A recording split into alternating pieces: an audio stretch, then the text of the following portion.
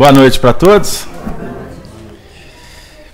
Com muita alegria, estamos de volta para mais uma noite de estudo em torno do Livro dos Espíritos, que é a obra básica da doutrina espírita.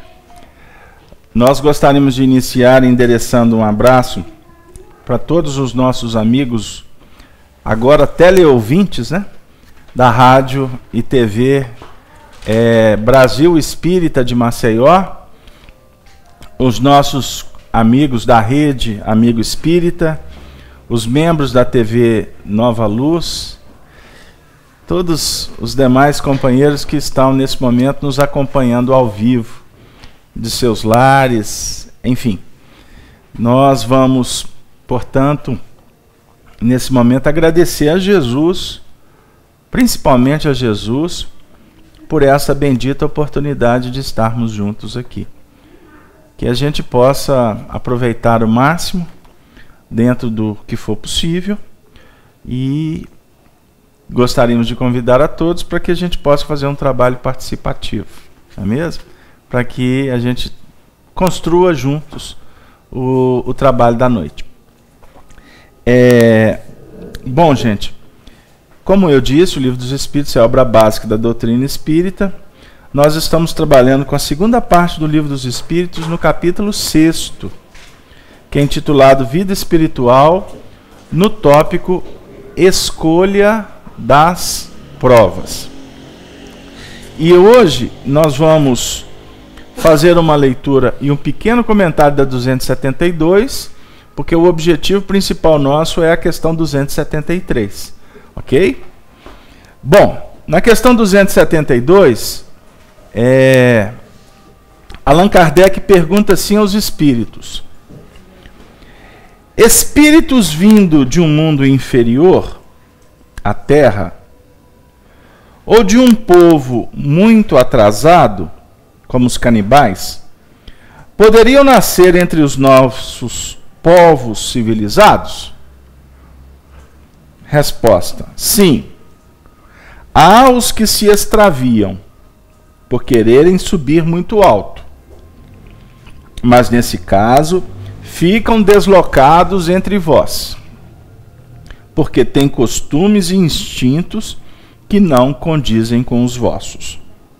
Comentário de Kardec: esses seres nos oferecem o triste espetáculo da ferocidade no seio da civilização. Voltando para o meio dos canibais, não sofrem uma degradação. Apenas retomam seu lugar e talvez ainda ganhem com isso.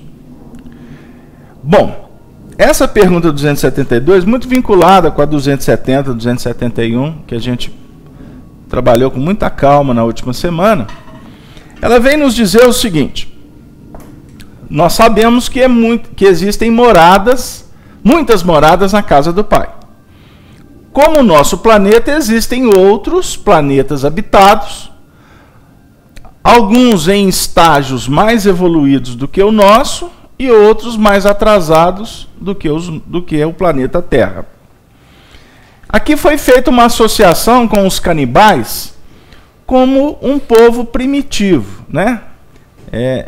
Que antigamente existiam em muitas partes e hoje a tendência é ir diminuindo. Nem posso dizer se existem ainda, ok? Não tenho essa informação. Mas a ideia quando existem espíritos muito atrasados, a pergunta é: eles podem reencarnar num mundo mais evoluído? Eles podem sair do primitivismo e serem trazidos para a sociedade mais desenvolvida? A pergunta é essa. Então os espíritos vêm dizer o seguinte: que há sim possibilidade. Mas no caso, Kardec aqui com os espíritos vão catalogá-los como quase que um extravio. Eles vão se extraviar do núcleo que eles habitam e vão acessar uma ambiência mais evoluída.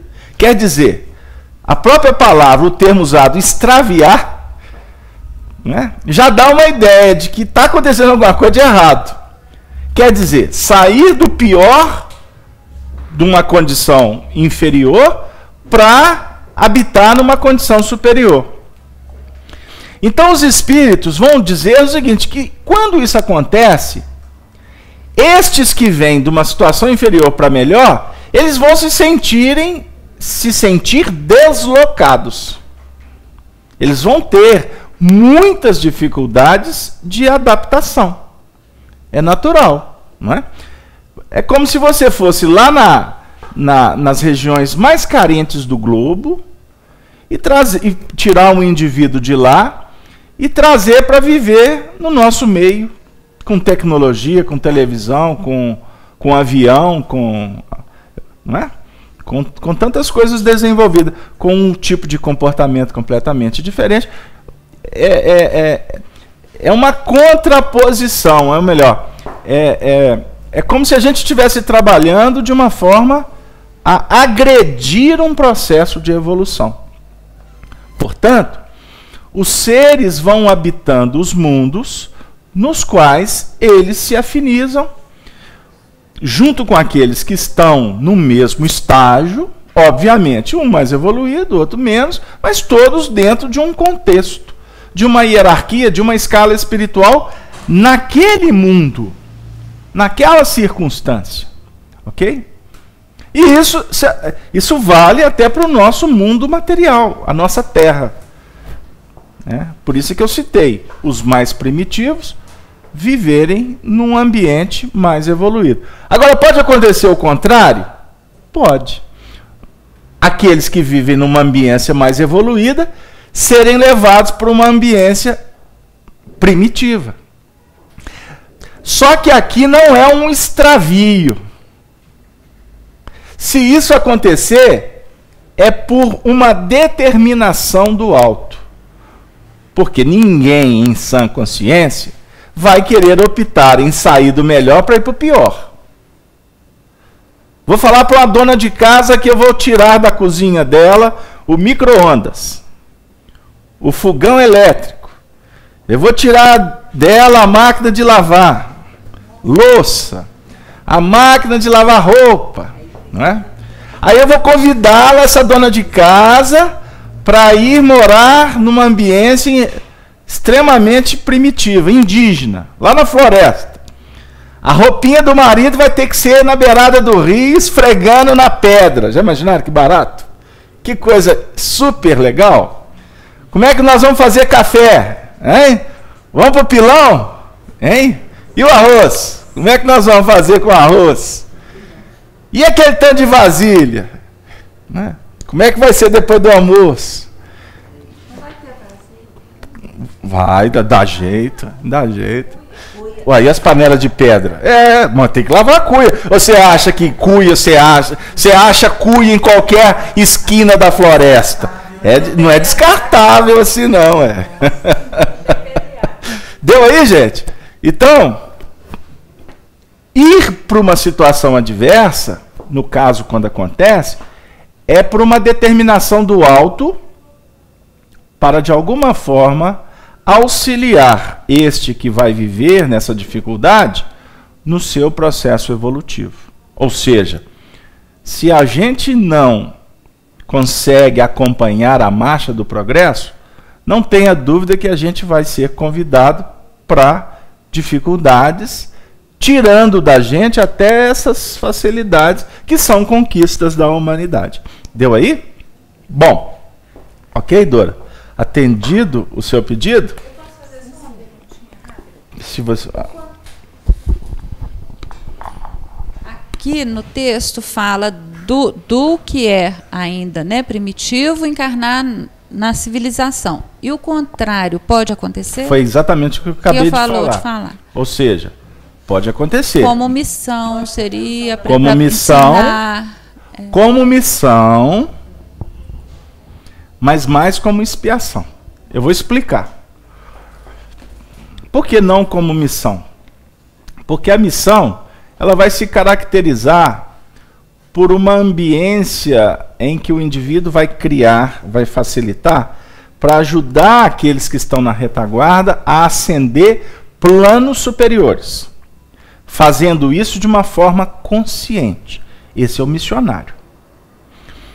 Nesse processo de ir para o mundo primitivo, nós não poderíamos caracterizar como uma missão, porque na realidade nós estamos trabalhando num contexto daquele que vai sair do melhor para o pior, por uma determinação do alto, ou seja, ele se complicou na sociedade, foi tirado dele o direito de viver numa ambiência melhor para ir para uma pior. Então esse indivíduo, ou esse contexto, se apresentar, para ele vai ser uma queda. Ele não estará indo com uma missão superior. Ele vai estar indo por um degredo. A palavra correta é essa. Ele vai ser degradado. Ele vai ser convidado a sair do melhor para o pior. É aquele indivíduo que comete um delito na sociedade. Não é?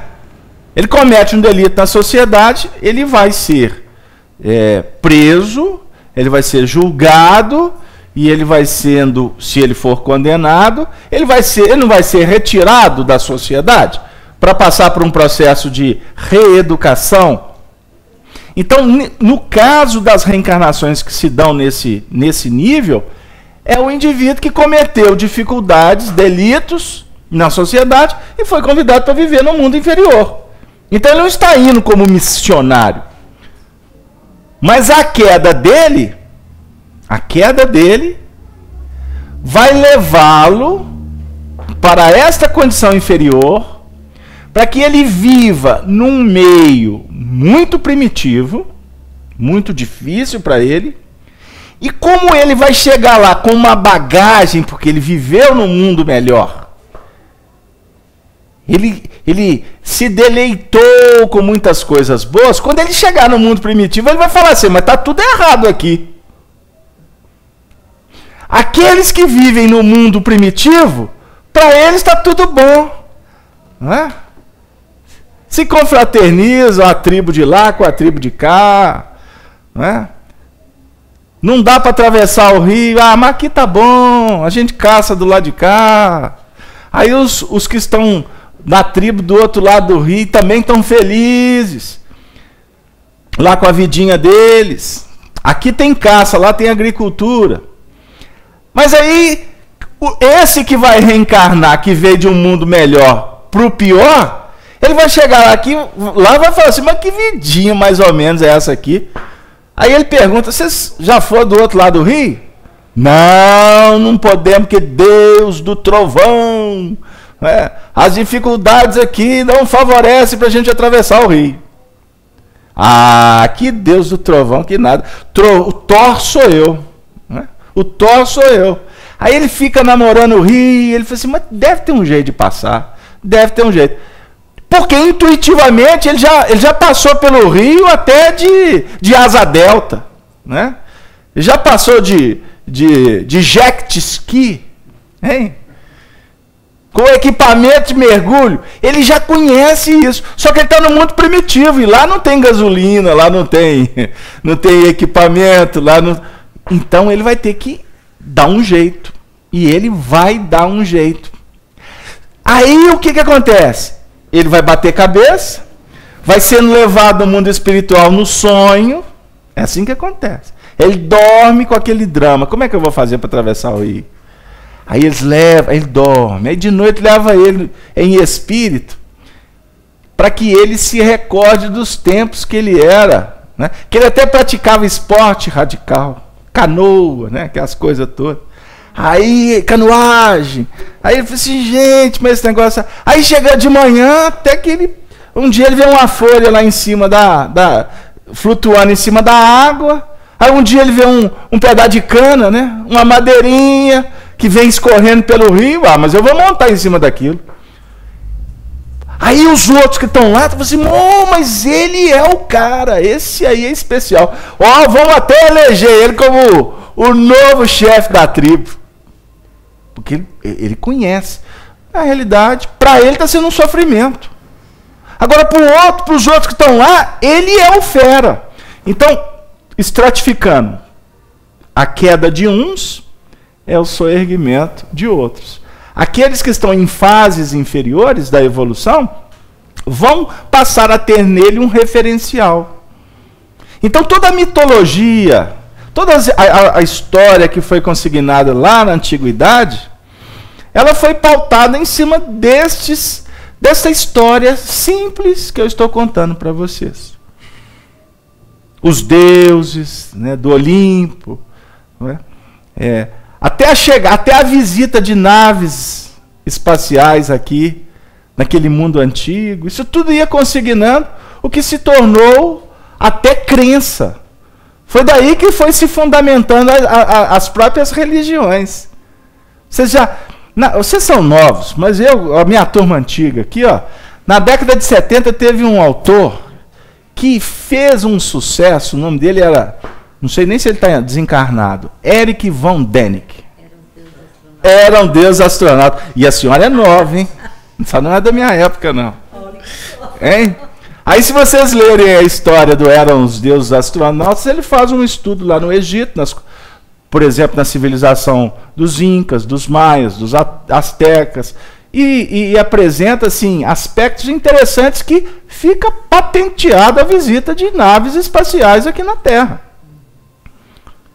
Não é? Para dar impulso na evolução. Mas então aquela época que era boa, hein, Casalberto? Não.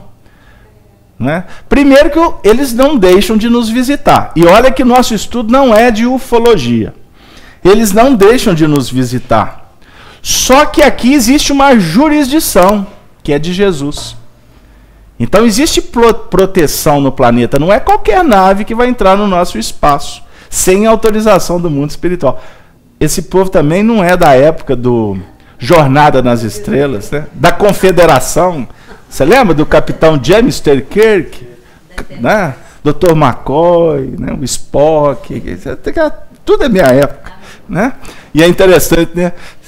Seriado da década de 60. Quantas coisas que a gente assistia naquele seriado que hoje é papo dos meninos aí, tudo materializado. Eu só estou querendo que comece a acontecer o teletransporte, mas isso aí é um assunto para uma outra reunião. Porque o nosso teletransporte, por enquanto, é só de espíritos, porque eles vêm para cá e dão um show de bola aqui nas nossas reuniões. Hein, dona Neuza? Ficou claro esse ponto, gente? Questão 273, viu, Dora? Só um minutinho, porque... Boa noite, primeiramente, para o nosso amigo Marco Aurélio, que está aqui administrando o chat aqui da sala Estudando Espiritismo. Temos aí alguma participação, Marco? Temos sim, Beto. A Cleusa lá de Portugal, Leiria, de Portugal. Cleusa, nossa amiga de Portugal. Vamos lá, Cleusa. Ela pergunta o seguinte... Então, como podemos considerar o progresso que hoje os índios ou outro povo primitivo possui? Podemos dizer que é uma evolução ou é apenas o progresso material? Existe o progresso. Allan Kardec, Cleusa, no livro Gênese, a Gênese, no último capítulo, ele faz um belo estudo sobre esse processo da evolução do nosso planeta. Não é? Como na introdução também. O planeta Terra, ele está em processo de evolução material, moral e espiritual, por consequência. O planeta está progredindo. E o progresso não é privilégio só dos ocidentais ou dos chamados países desenvolvidos. Não. O progresso se estabelece em todos os níveis. Até naquelas regiões que a gente poderia dizer que são as mais afastadas, existem sociedades que são desconectadas desse mundo nosso. Né?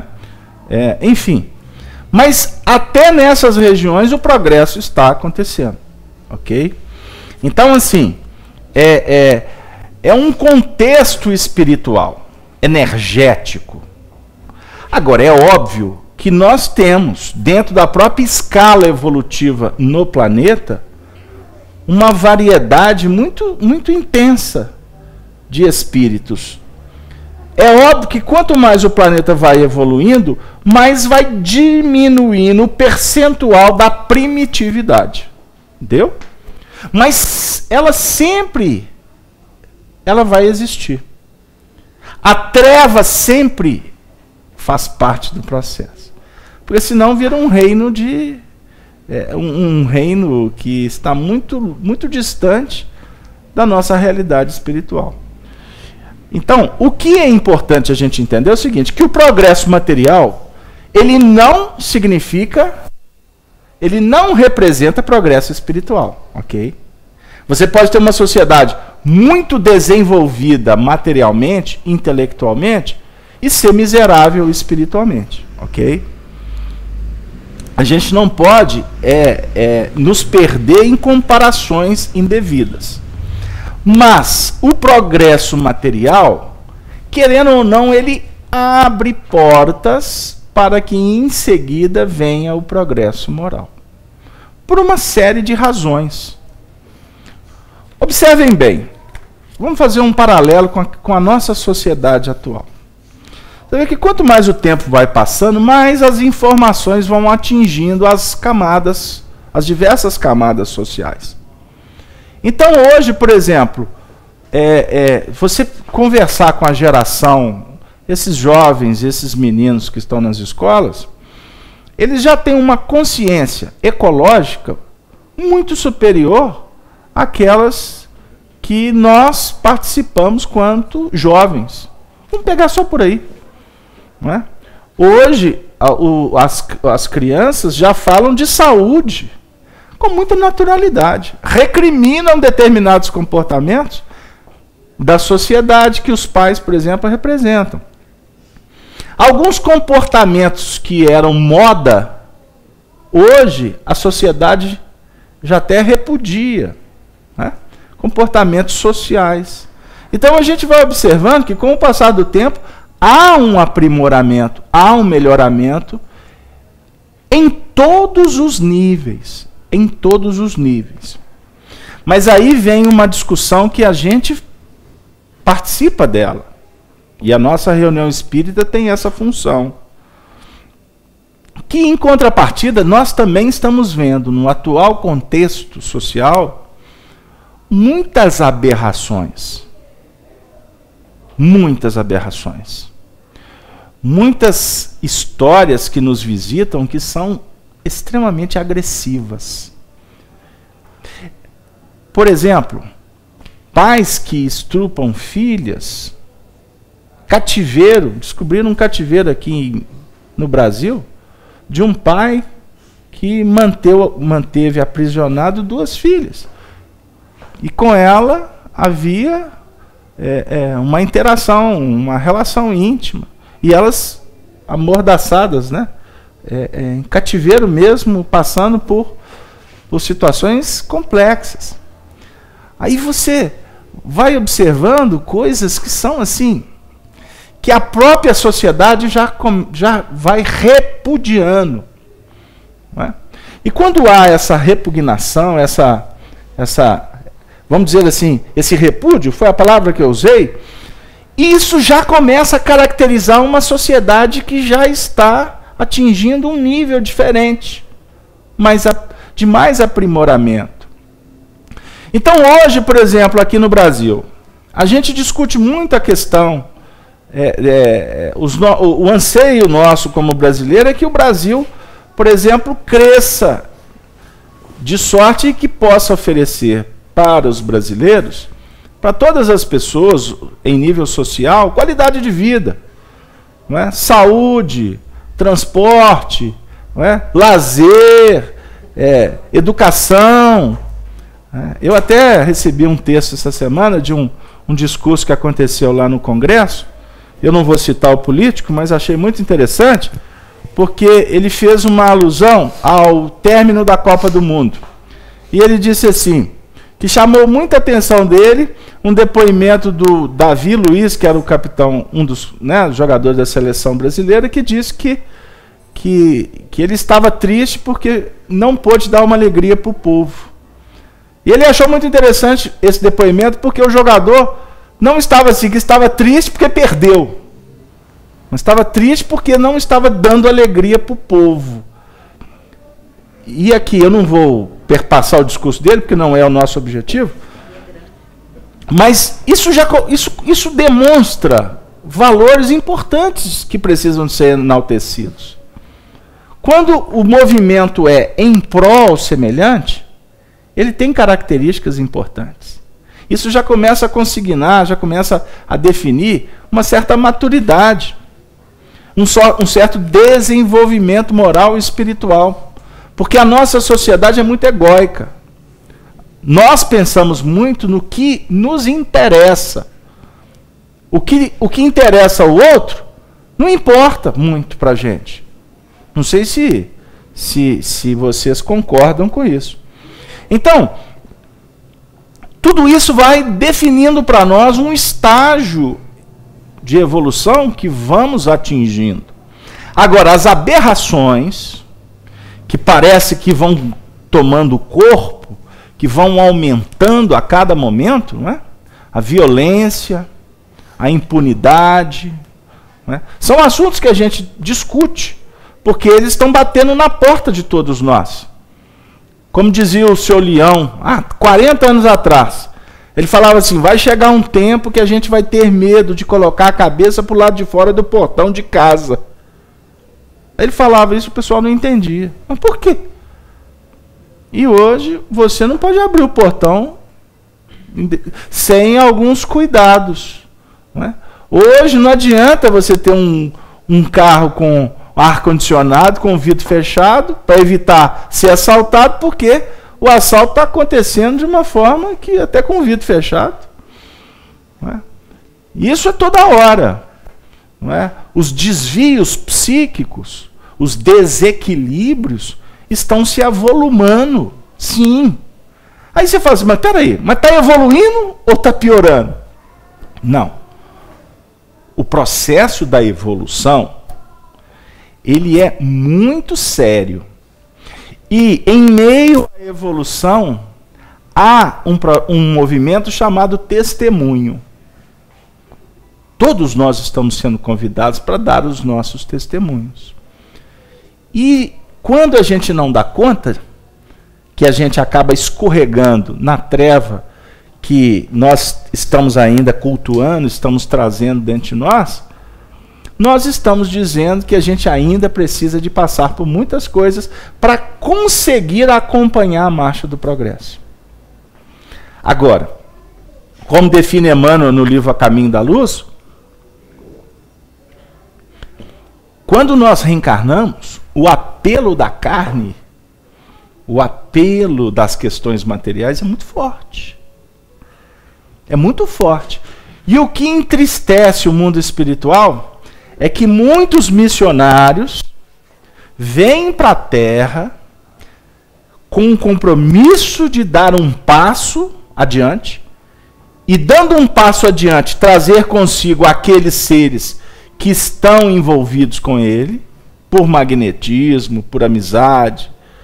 E quando o indivíduo não consegue dar esse passo, acaba com que ele também se torne instrumento para que os demais também tenham que viver algumas experiências que vão apresentar mais necessidades, mais tempo, mais circunstâncias para evoluir. Imagine, Dona Mirtz, a senhora como mãe da família. A senhora é a benfeitora. A senhora tem lá em torno da senhora um grupo que tem na senhora o referencial. Imagine se no meio do caminho a senhora fala assim, quer saber de uma coisa? Vocês ficam aí com seus problemas que eu vou passear pelo mundo. O que vai acontecer com essa prole? Com esse grupo? Esse grupo vai penar. Ele vai passar por dificuldades. Não vai? Não vai? Vai ou não vai, gente? Agora eu estou achando que eu estou conversando com o encarnado. Vocês estão vendo essa turma aqui da frente aqui? Eles estão, vai! Viram? Os espíritos aqui na frente? Os encarnados participam, não? Mas vai passar por dificuldade. Lógico. Agora, não tenha dúvida que a providência divina vai encaminhar uma mãe, um coração benfeitor, para não deixar essa turma aqui órfã, porque o outro foi irresponsável. Vai também aparecer alguém para ajudar, mas o processo vai ser mais complicado, é óbvio. Quer um exemplo? Quando um casal resolve abandonar a responsabilidade, quem que sofre? Não precisa nem de eu responder o resto. Quem vai pagar o pato? Na roça a gente fala assim, os filhos. Aí se você for conversar com os pais, eles vão falar assim, ah, mas não dá para conviver. Mas e os filhos? Se resolvem. Quer dizer, eu estou assinando um distrato de um contrato que eu fiz quando eu reencarnei. Qual foi o trato?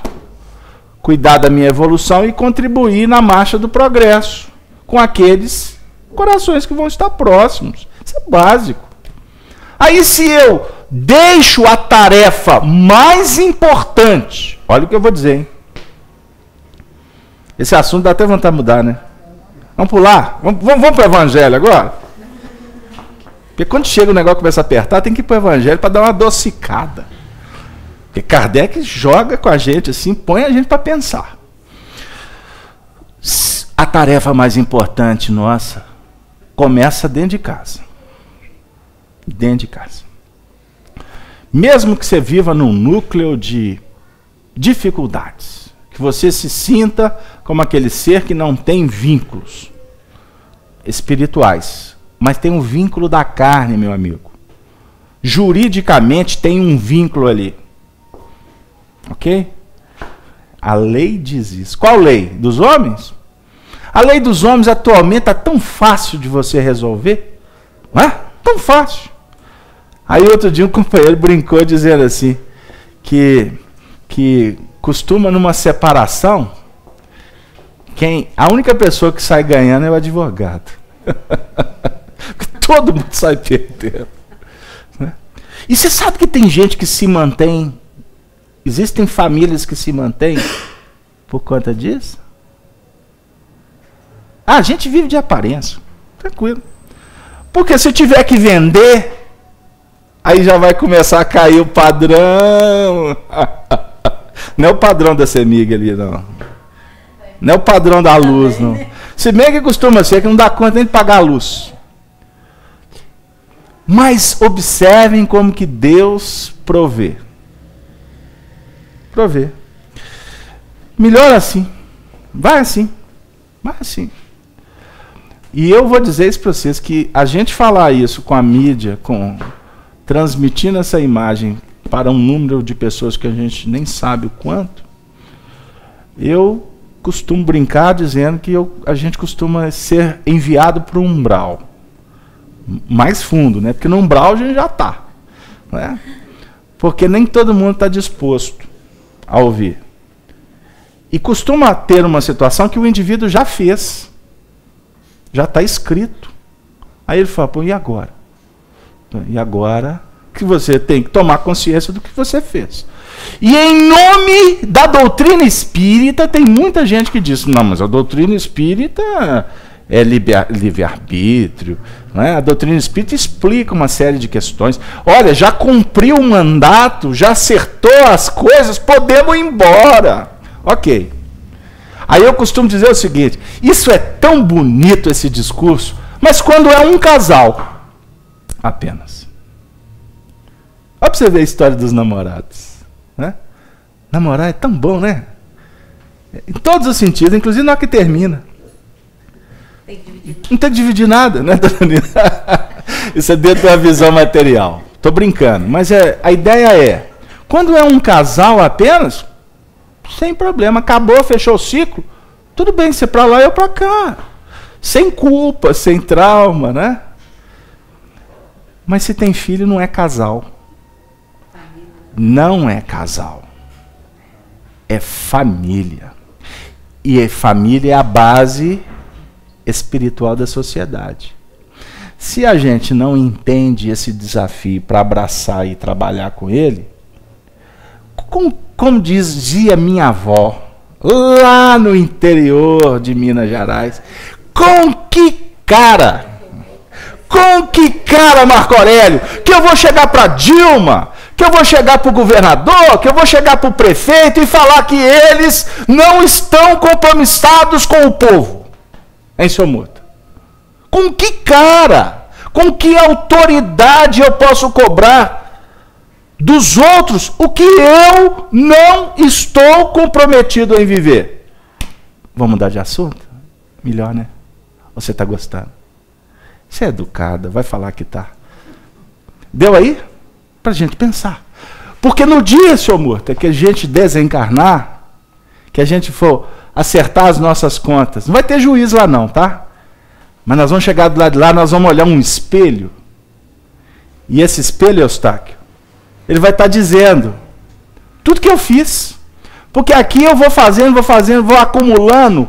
E como segunda-feira está aí, virou a semana, né? Aí você viaja. Tem gente que fala assim, o negócio é viajar, porque aí esquece os problemas. Mas depois que termina a viagem, você volta, aí começa outra etapa e etc. Aí fica um jogo de empurra, uma encarnação inteira. Porque nós fugimos espetaculosamente dos nossos desafios. Por dois motivos.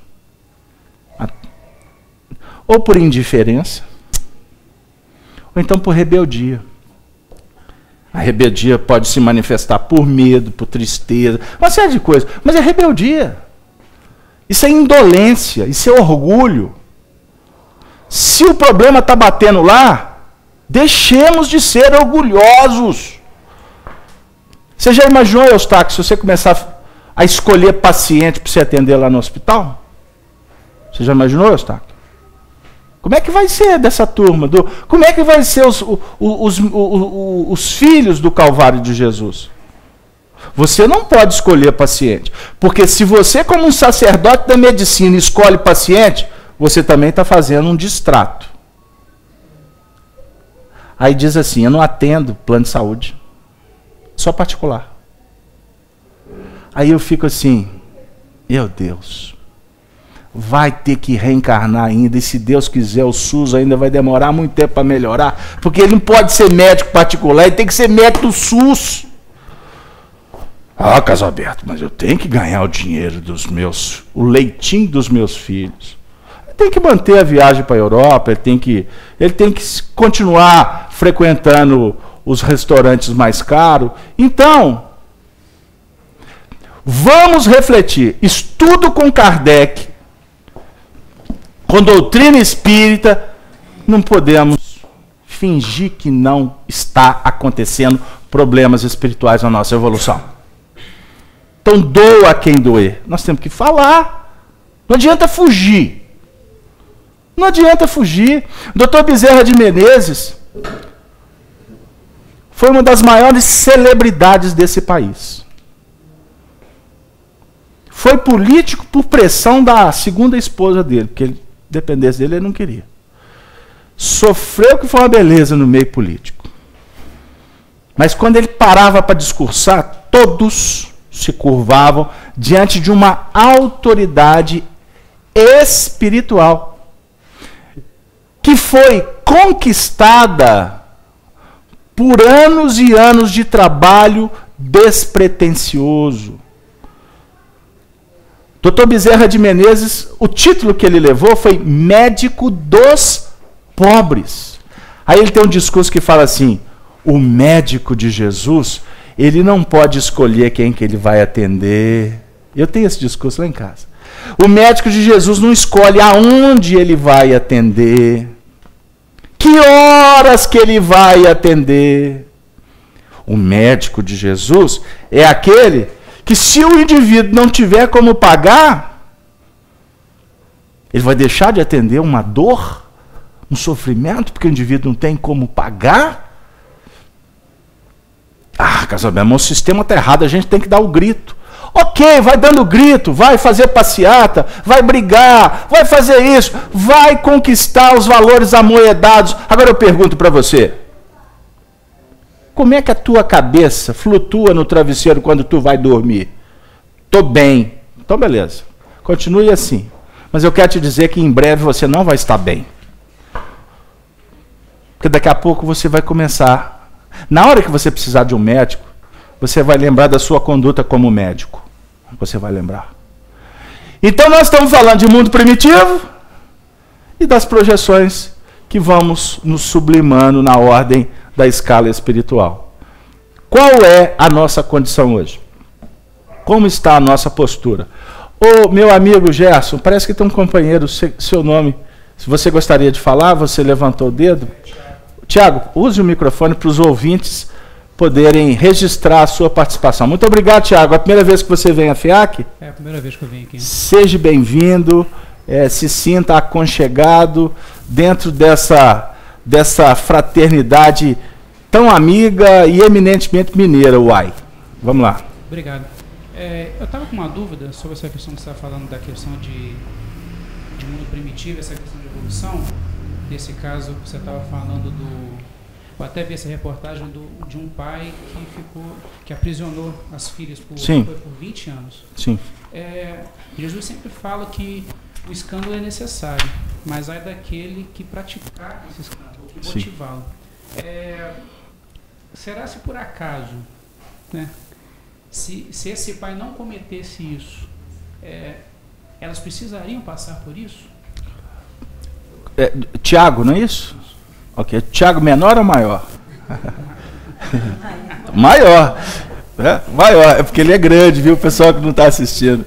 Mas o Tiago maior é mais incisivo, hein? Judeu, assim, ele que segura a onda da casa do caminho. Mas vamos lá, Tiago. No passado eu tirei, por exemplo, a vida de alguém determinado, de uma forma cruel, sagaz. Eu empunhei uma espada e tirei a vida de um companheiro. Isso está registrado na lei da vida. Eu não preciso de reencarnar para alguém me tirar a vida com uma faca. Mas eu posso ter um ataque cardíaco. Eu posso passar por uma cirurgia e um equívoco médico promover a minha desencarnação. Pode acontecer muitas coisas para nós nos ajustarmos no contexto da lei divina, na contabilidade maior. No Antigo Testamento nós vamos encontrar muitos textos que falam sobre a ira de Deus, que ninguém foge à ira de Deus. Isso é uma expressão que define que ninguém foge às injunções do caminho. Ninguém. Deus não pune ninguém. Porque Deus é amor pleno. Ele é justiça soberana. Deus se expressa oferecendo o manancial da vida para que nós possamos pulsar dentro desse contexto de vida e atingirmos a plenitude e a perfeição. Então, os espíritos não se felicitam vendo alguém pagar o preço por ter optado de uma forma indevida. Pelo contrário, Jesus se apresenta para os sofredores. E ele não disse que apresenta para os sofredores que estão com a ficha limpa. Não. E por sinal, ter ficha limpa agora nem é importante. Não adianta nada.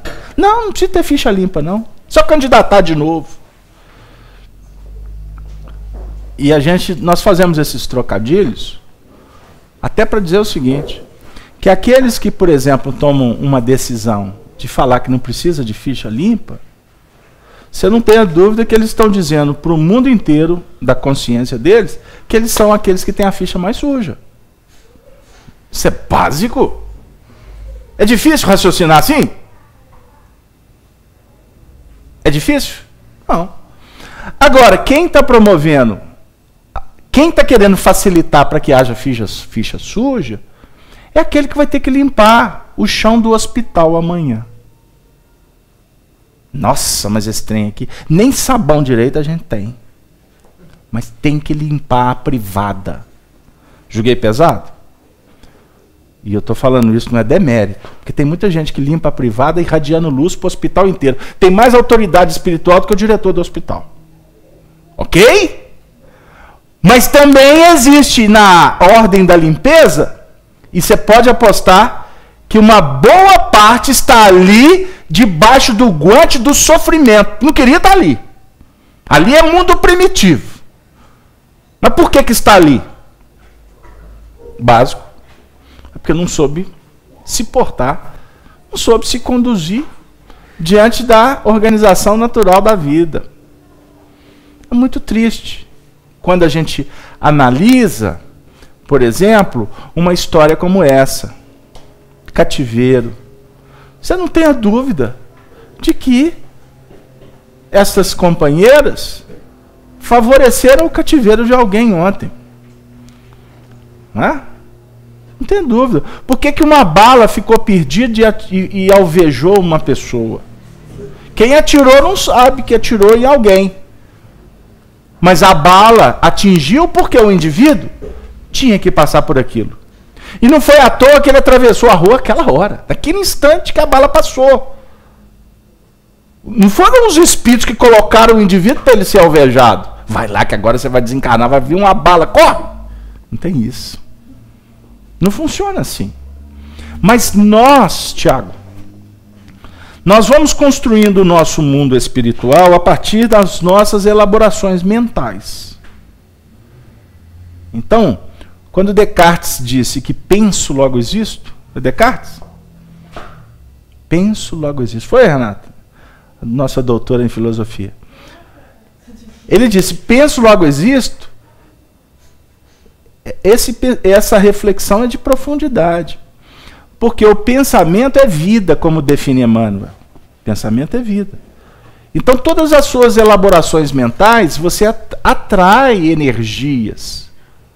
Você traz para você verdadeiras realidades espirituais que para muitos pode ser subjetivo.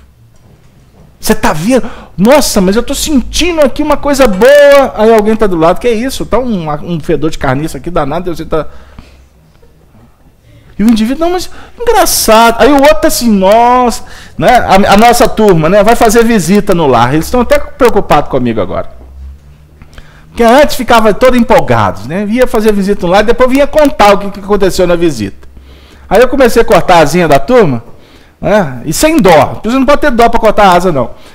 Aí chegava assim, nossa, mas nós somos numa casa, que vibração pesada. Eu falei assim, nossa, pesada é minha casa. Você já foi lá? Não, que isso, casa a sua? Ó, e talvez a sua está pior. Porque eu sei que não está percebendo.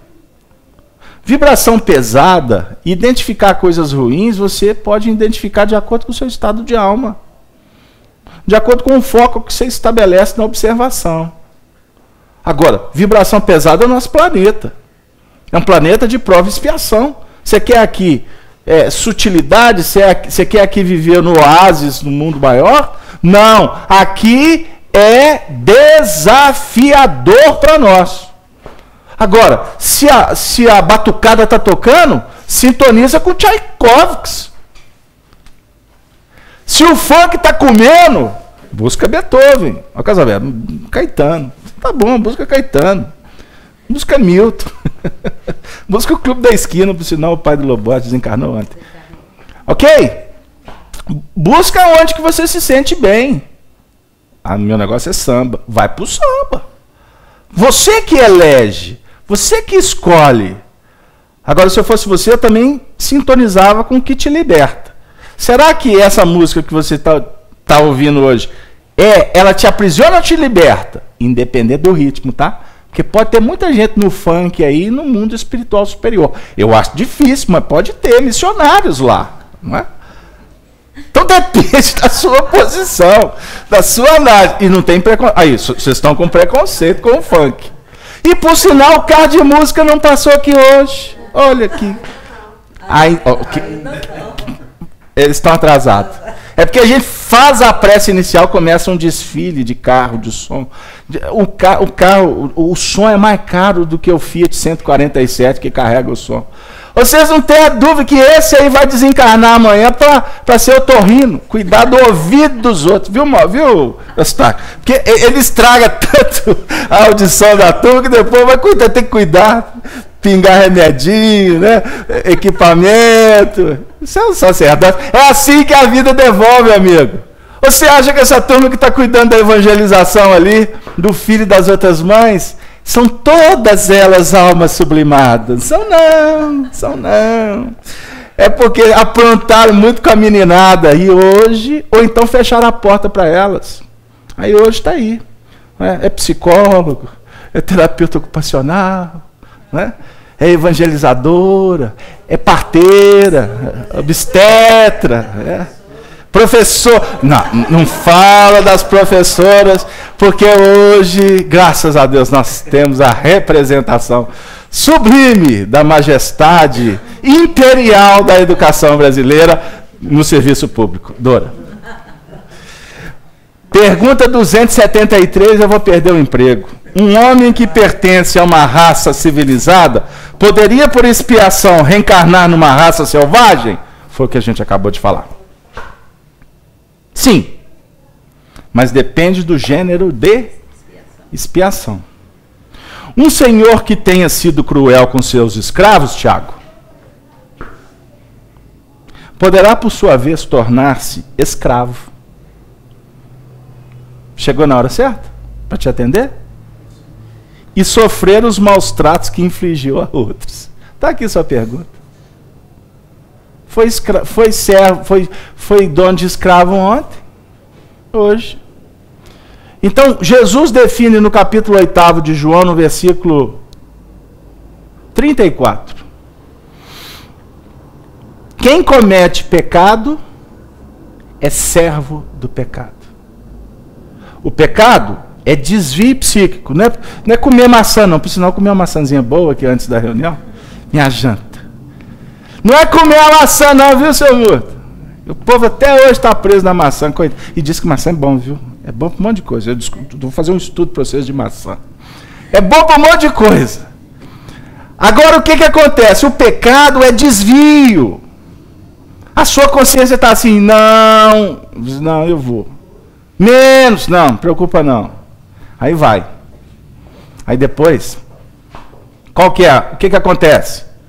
Você sobe em busca da ilusão, o tamanho da queda é proporcional à ascensão que você procurou. Porque até para buscar a ilusão você tem desafios a vencer. Né? Então são pontos. Então quanto mais você busca a ilusão, maior a queda. É proporcional. Porque a ilusão não alimenta. O que alimenta a alma não é prazer, é amor. Eu sou o pão da vida, disse Jesus. Ele quer dizer que não é ele espírito, que ele não alimenta ninguém, tá? Ele pode autorizar para que o pão chegue na sua mesa, porque ele é o governador. E a governadoria dele sabe de tudo. Viu? Então não pensem vocês que o destino da humanidade está na mão dos encarnados, não, viu? Porque quem está no poder hoje, amanhã não vai estar. Ok? Poder na Terra não é perpétuo. É temporário. Agora, a autoridade é para sempre. Se você adquiriu autoridade no exercício do seu mandato, ninguém tira isso mais de você. Amanhã você pode reencarnar para cuidar lá do banheiro do Odete Valadares. Você pode ir para lá, viu, Eustáquio? Mas você pode ter certeza que você cuidando do banheiro do Odete Valadares, de vez em quando você vai passar a ver um indivíduo lá, abandonado lá, coitado, no meio do corredor. Você pode passar a perder, nem que for um passe você oferece, porque você não vai se segurar diante do sofrimento. Deu aí, gente? Aí a gente vai entender por que espíritos como um Chico Xavier, por exemplo, reencarna para dedicar a vida toda para o semelhante. Aí tem gente que fala assim, nossa, mas como é que ele conseguiu? Ele conseguiu porque ele exercitou. Quanto mais você faz, quanto mais você percebe que o trabalho é bendito, mais você vai tomando gosto. Aí quando você assusta, você está fazendo. É prazeroso. É um discurso de um político que desencarnou num acidente porque ele tinha que passar por aquilo, porque ele promoveu isso antes. Ulisses Guimarães. Ele dizia: faço do meu dever o meu maior prazer. Isso é lindo. Isso é transcendente. Jesus disse: meu Pai trabalha até agora. E eu também. Porque aquela ideia de que Deus descansou no 7º dia, isso é simbólico. Moisés não escreveu aquilo à toa. Porque, aliás, Deus não faz. Deus não faz. Deus cria. Quem faz são os homens, os espíritos. São os co-criadores do universo. Porque se Deus fizer, Eustáquio, ele é contraproducente. Como assim, Carlos Alberto? Qualquer realização de Deus está tirando a oportunidade de alguém de fazer. Entendeu? Lá nas escalas superiores. Então, quando nós realizamos, independente, espíritos primitivos ou espíritos siderais, altamente evoluídos, quando você está realizando, você está se completando. Você está se alimentando com o que o mundo não pode dar. Portanto, você é o produtor da sua felicidade ou da sua desdita. Então, quando nós desviamos do caminho, automaticamente nós nos tornamos escravos desse desvio. Não sei se chegou lá. Casa aberta, seja prática, ok. Vamos lá. Tem muitas coisas que nós estamos passando na vida que elas costumam representar um verdadeiro cárcere. Tem tarefas que são cárceres. O sentimento é esse. O indivíduo faz, não consegue sair daquela situação, se repete. Então por que ele está operando tanto naquelas bases? Porque ele se vinculou.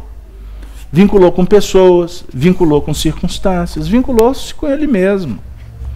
Eu conversava com um companheiro vindo para cá e ele me relatou um fato que o pai dele, há 30 anos atrás, atropelou uma pessoa.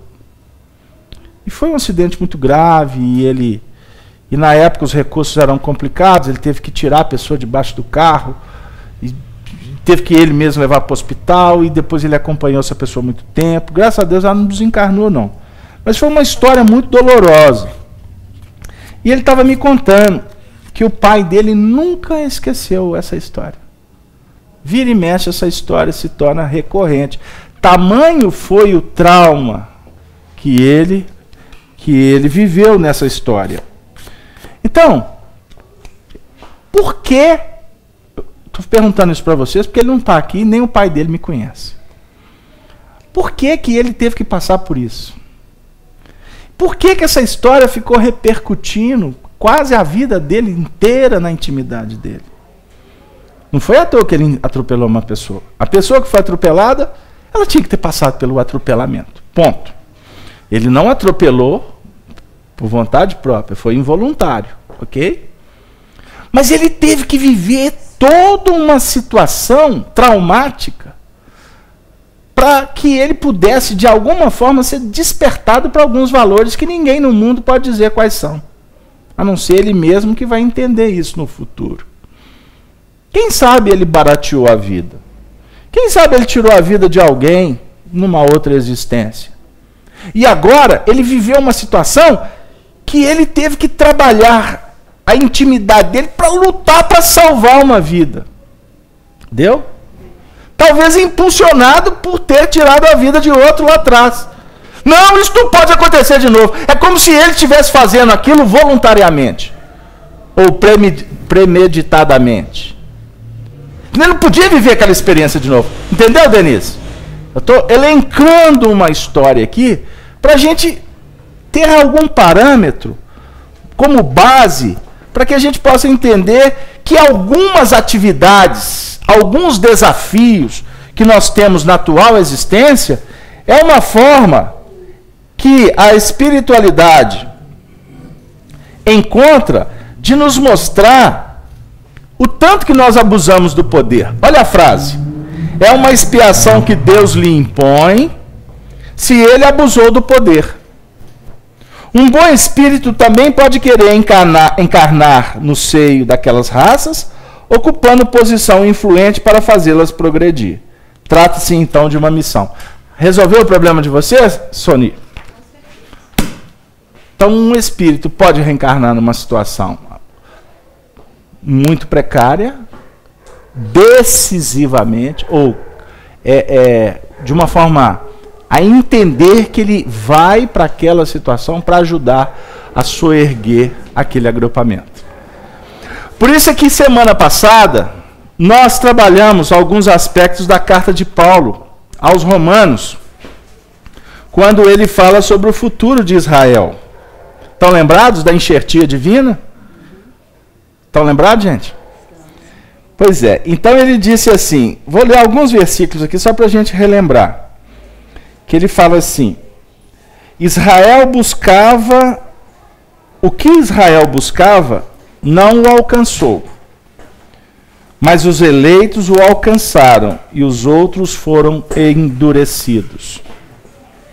Como está escrito, Deus lhe deu espírito de profundo sono, olhos para não verem e ouvidos para não ouvirem, até o dia de hoje. Quando nós nos desviamos do real propósito da nossa evolução, as próprias circunstâncias nos auxiliam no processo da queda, para que a gente possa entrar num sono profundo.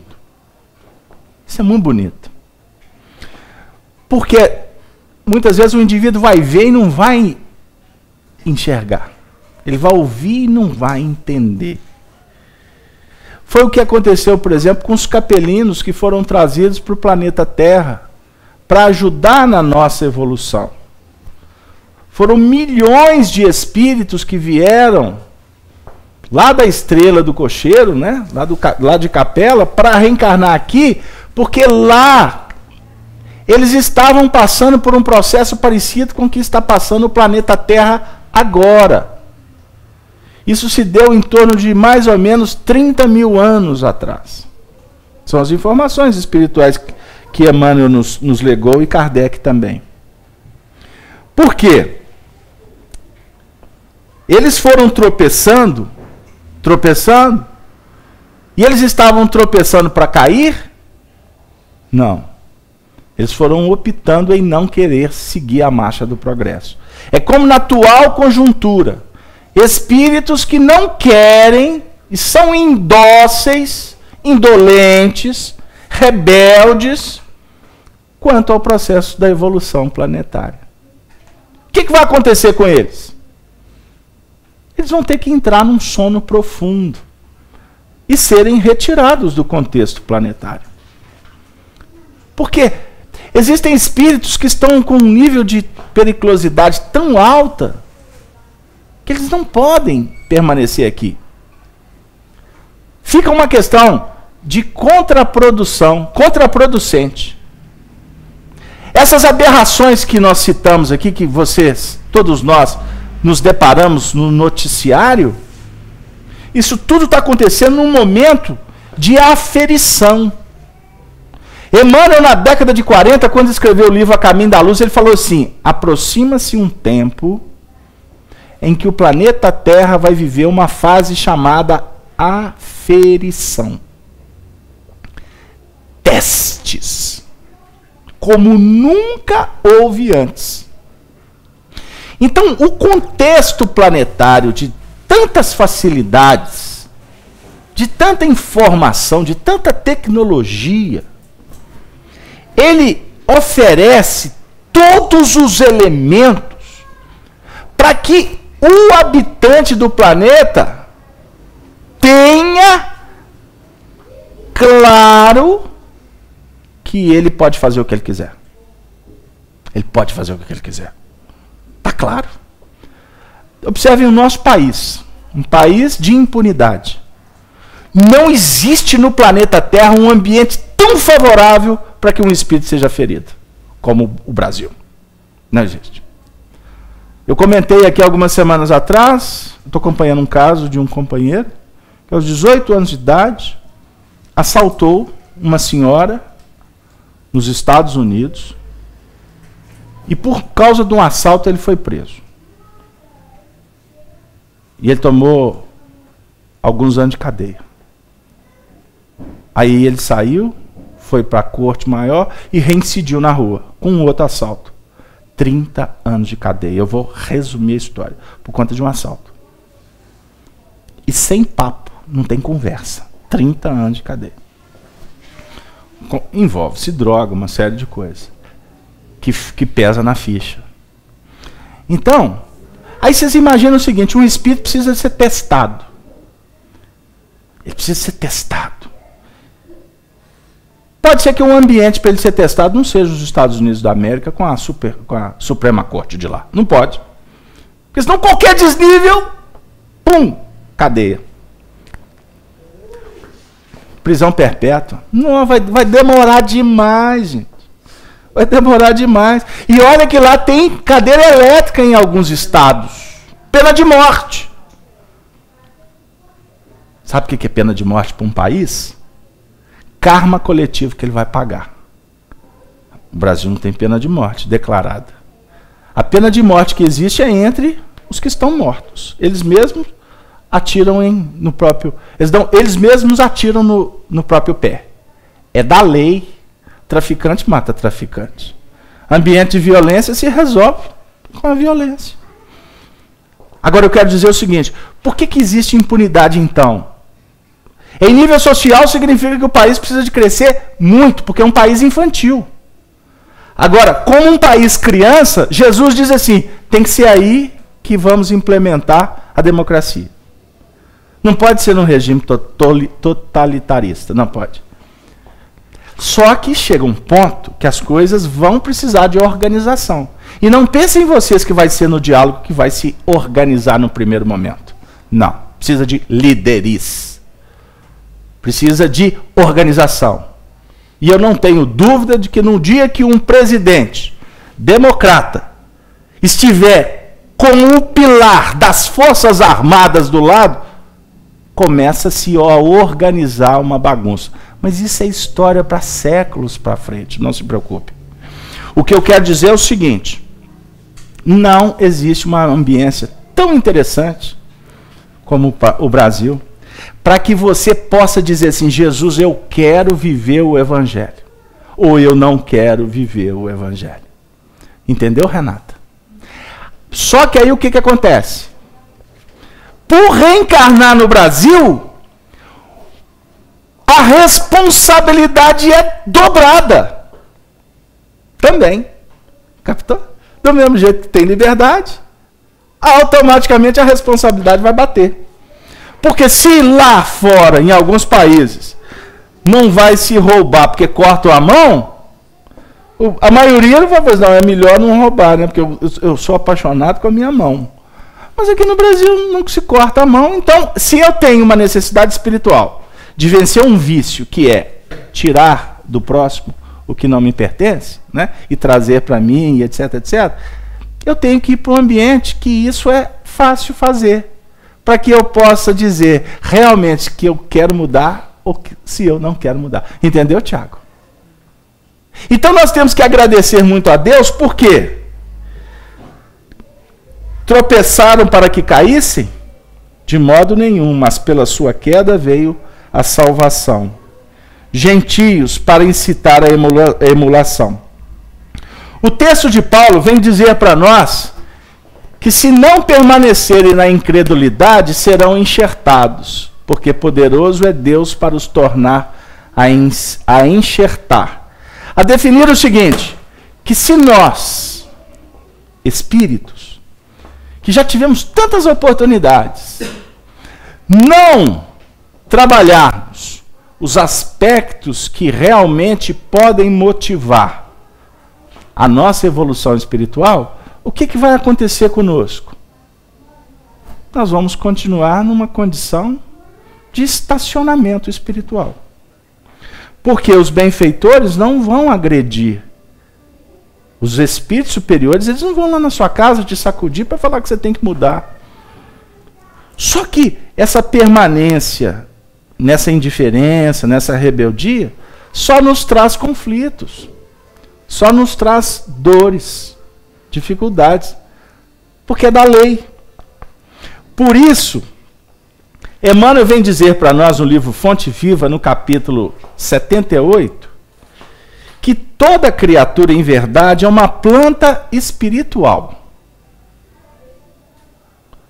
objeto minucioso cuidado por parte do divino semeador. Olha que interessante. Todos somos uma planta espiritual que estamos sendo cuidadas pelo divino semeador. Quer dizer, ele é semeador. Se nós somos planta, significa que nós somos uma planta que foi semeada um dia. E que ele está cuidando. Ele está dentro de um jardim verificando a desenvoltura de todas as plantas que somos nós. Cada homem, qual ocorre ao vegetal, apresenta diferenciados períodos na existência. Vai falar de planta, tem que falar de período, né? Tem que falar das estações, não temos? Outono, primavera, verão, inverno. Como é que cada planta ela se porta diante das estações? Sementeira, germinação, adubação, desenvolvimento, utilidade, florescência, frutificação, colheita. Nas vésperas do fruto, desvela-se o pomicultor com mais carinho pelo aprimoramento da árvore. Olha que interessante. Quando estamos próximos de dar fruto, o pomicultor, com mais carinho, vai se aproximar para ajudar o aprimoramento da árvore. Olha que interessante o Emmanuel falando. Ele vai falar que o pomicultor não vai se aproximar com carinho para ajudar no momento da frutificação, não. Ou no fruto em si, na produção do fruto. O Emmanuel vai falar que quando o ser está produzindo o fruto, ele se aproxima para ajudar a árvore, para que a árvore se torne mais robusta. Ele não está atento ao fruto que a árvore está dando.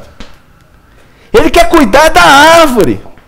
Porque a árvore produzindo, é que ela vai se tornar algo de divino. Captaram? Todo momento do despertamento espiritual de cada ser, no momento da maturidade, no momento em que o indivíduo está lutando pelo seu fortalecimento, para qualificar a vida, mudar uma série de coisas, é nessa hora que o pomicultor se faz presente. O que você está pensando, Dora? Você está lá na planta? Quer falar? Quer falar, Renata? Passa o microfone para ela, por favor. Sim? Fala para nós. Não. Enquanto você estava falando... Tá. O que me ocorreu foi que o fruto é a árvore que produz. Sim. Não é o pomicultor. Não é. Que a espiritualidade esteja ao nosso lado, nos ajudando na produção do fruto. Quem produz somos nós mesmos. Então, sim, aquela tem que partir de dentro do próprio ser, os frutos que ele vai produzir. E eles estão lá o tempo todo nos amparando. Mas é no momento que nós produzimos o fruto, nós mesmos, a própria árvore, não vai ser ninguém que vai conseguir produzir para a gente. Somos nós mesmos. Esse trabalho individual da árvore. Você já viu falar já ouviu falar que tem muita mãe que deixa de ser mãe, porque se for mãe, Aí já não vai ser aquela árvore vistosa, porque cai tudo. Você vai falar? O Gino deu um sorriso porque eu falei que cai tudo. Não tem problema, depois ajeita tudo. Mais ou menos. Bom, eu quero dizer o seguinte, aqui no caso, Renata, não estou cortando sua reflexão, não. Eu estou querendo voltar dizendo que aqui espiritualmente é o contrário. Quanto mais produzir, mais levanta. Quanto mais produz, mais a árvore vai ser frondosa, bonita, elegante, iluminada. Não é iluminada de luzinha na época do Natal, não, tá? É iluminada por autoridade, por magnetismo. Nas vésperas do fruto, desvela-se o pomicultor com mais carinho. Quem que é o pomicultor? O que é pomicultor? O que é pomicultor, Renata? Quem cuida do pomar. Básico, né? Quem que é o pomicultor? Não. Não. Não cometam esse sacrilégio. Vai todo mundo pra fogueira. Não cometam esse sacrilégio, porque senão nós não estaremos entendendo doutrina espírita. E muito menos o evangelho. O pomicultor por excelência é Deus. Ficou claro? Você sabe onde está escrito isso? Isso não é do Evangelho de Casalberto, versículo 6, não. Isso é do Evangelho de João, no capítulo 15. Como ele diz assim, Deus é o pomicultor. Aí ele fala que ele é a videira e vós sois os ramos. A definir o seguinte, que Deus é o dono, o criador. Ele, como videira, ele é uma planta, uma árvore que foi cuidada também pelo pomicultor, ok? E a videira produz o quê?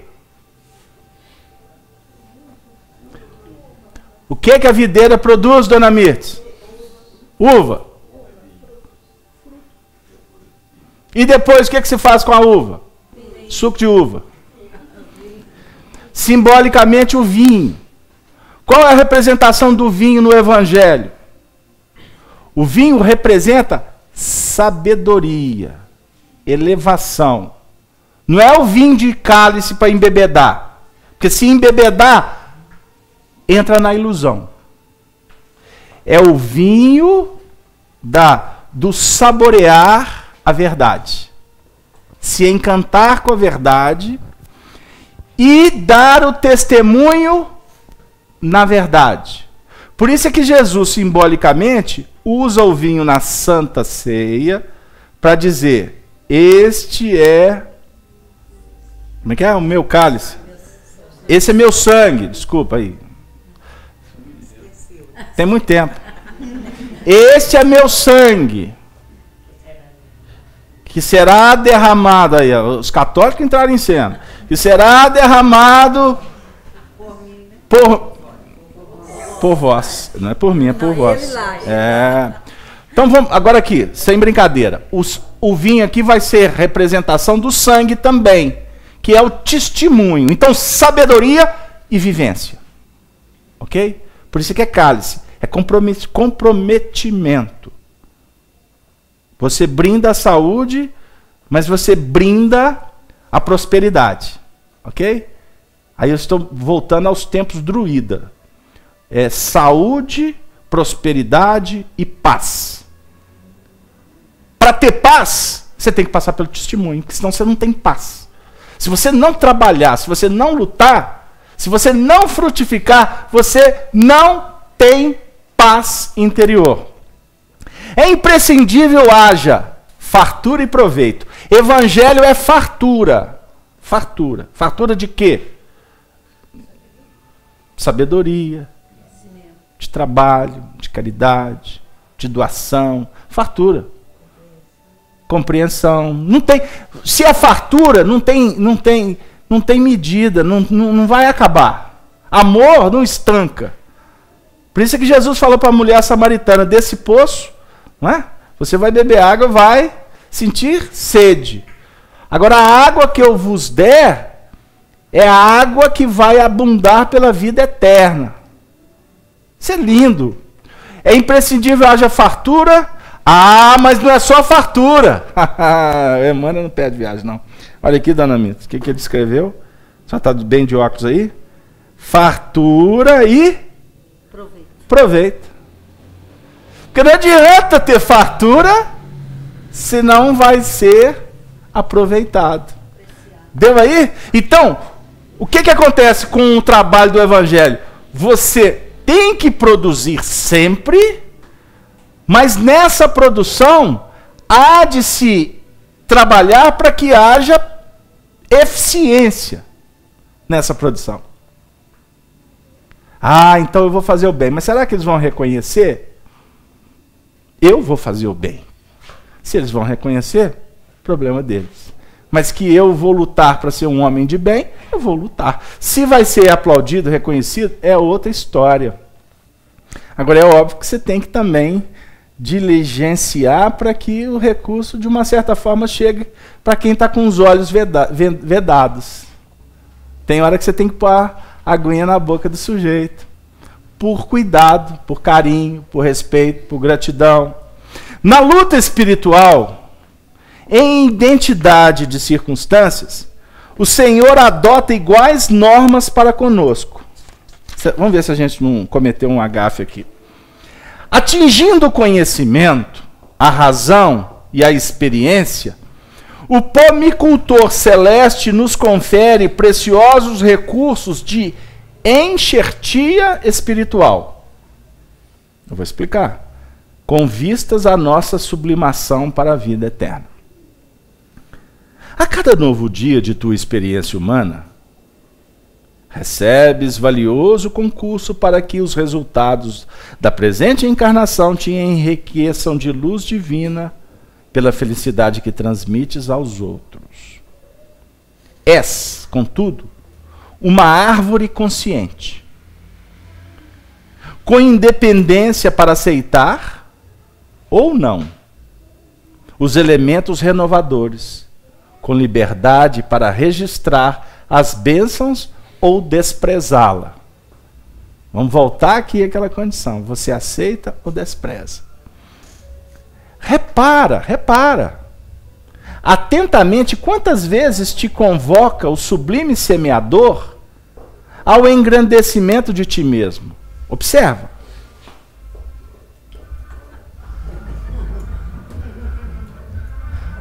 Louvado seja Deus. Faltar 5 minutos para a reunião, eles não perderam. Por quê? Nós estamos tentando reparar atentamente quantas vezes o Senhor nos convoca ao engrandecimento de nós mesmos. O carro passou e a gente está. Senhor, abençoe o carro. Isso é um convite. Agora eu posso ficar assim, olha lá o carro. Olha lá que música. Eu estou desprezando a oportunidade. Chegou lá? Em todas as circunstâncias da vida, nós estamos sendo convidados. Ou para aprender a lição, ou para refutá-la, desprezá-la. Em tudo na vida, lembre-se que existem 3 versões, ou 3 vertentes. E todas elas visam o nosso crescimento. A enxertia do alto provoca-nos através de 1000 modos. O tempo todo o alto está tentando nos enxertar. Lembra que eu falei semana passada? A enxertia da laranja melhor com a laranja inferior, pior. O tempo todo, como acontece na natureza, o Senhor está tentando promover uma enxertia na nossa intimidade para que a gente seja melhor. Então, como que ele vai nos enxertar? Com o livro, com a reencarnação, com a família, com os amigos, com os inimigos, com a poesia, com a arte, com os desafios, com a dor, com a doença. O tempo todo o objetivo é de promover o nosso despertamento. Ok? Vamos continuar. Hoje é na palestra edificante de um companheiro. amanhã será um livro amigo. Ainda bem, viu, chefe? Estamos em sintonia. Depois virá por intermédio de uma dádiva aparentemente insignificante na senda. Uma dádiva aparentemente insignificante. Pode ali conter um tesouro. Um tesouro. Certa feita o Chico estava indo trabalhar, ele estava atrasado. Eu conto muito essa história. Lá em Uberaba já. Ele ia receber. Ele estava em Minas ainda, né? Ele ia tomar o ônibus. E mineiro toma ônibus, né? Você sabe. Aí ele ia tomar o ônibus. Aí, quando ele entrou, o ônibus parou, ele entrou, de repente um menino veio correndo, ô tio Chico, e começou a gritar. Aí o Chico, atrasado, um menino chamando, ele desceu do ônibus e falou pro motorista, pode ir. Ele sabia que o motorista também estava atrasado, cumprindo o horário dele. Aí ele ficou ali com a criança um pouquinho, e ela virou e falou assim, ô tio, na realidade eu só queria dar um beijo no senhor. Aí o Chico abaixou, deu um beijo na criança. Aí naquele momento ela falou assim para ele, ô tio Chico, ganhei o dia.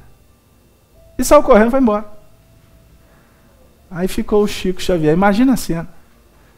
Ele parado, sem o ônibus, o menino foi embora. Aí ele disse, ele refletiu e depois contou, dizendo que foi uma das coisas mais importantes da vida dele. Observe como que ele dava uma conotação. Uma das coisas mais importantes da vida dele foi aquele momento. Existem fatos insignificantes que podem ter representações extraordinárias na nossa vida. Se guardas, pois, o propósito de elevação, aproveita a contribuição do céu, iluminando e santificando o templo íntimo. Mas, se a incredulidade, por enquanto, te isola a mente, enovelando-te as forças no carretel do egoísmo, o enxerto de sublimação te buscará debalde, porque ainda não produzes, nos recessos do espírito, a seiva que favorece a vida abundante. Foi o tema da nossa noite. Seiva da vida abundante. A seiva, ela circula na videira. E diz Jesus que nós somos os ramos. Então, quando o ramo está na videira, ele se torna exuberante. Agora ele diz, e ele fala que os ramos somos nós. Mas também ele diz, quando os ramos não estão nele, na videira, eles secam. E é necessário que sejam lançados no fogo. Porque o fogo transforma. Então, simbolicamente, Jesus quer dizer o seguinte, que todas as vezes que nós estivermos em sintonia, conectados com a proposta dele, que ele representa, que é a proposta divina, não tenha dúvida de que a seiva, que é amor circulante, vai manter a nossa estrutura para que nós possamos continuar nesse caminho maravilhoso que nós precisamos de percorrer. Portanto, que estejamos atentos para que o nosso orgulho e o nosso egoísmo não afaste as possibilidades nossas de soerguimento. Eu gostaria de agradecer a presença de todos vocês, agradecer aos nossos teleouvintes da Rede Amigo Espírita, da Rádio Brasil Espírita, os nossos irmãos da FEAC, que nesse momento estão sintonizados com o nosso trabalho. Gostaríamos de agradecer a Jesus, a espiritualidade, por essa semana maravilhosa que nos concedeu. Nós podemos falar da FEAC com tantas atividades que foram extremamente produtivas para todos nós, mas também agradecer as tarefas que nos foram consignadas no nosso reduto familiar, no nosso ambiente profissional, no nosso núcleo de atividade com os nossos amigos, que possamos agradecer e nos preparar para o fim de semana que se apresenta, para que no convívio, na preparação, no estudo, nós estejamos aptos na próxima semana para sairmos bem cedo, como Maria Madalena foi ao sepulcro de madrugada, né, Dora? Estudamos aí quarta-feira, Dona Neuza, que ela saiu para procurar ir no sepulcro e encontrar Jesus de madrugada, na primeira hora da madrugada. Aí a Amanda nos explicou quarta-feira a beleza que significa isso. Ela, a convertida, não pestanejou.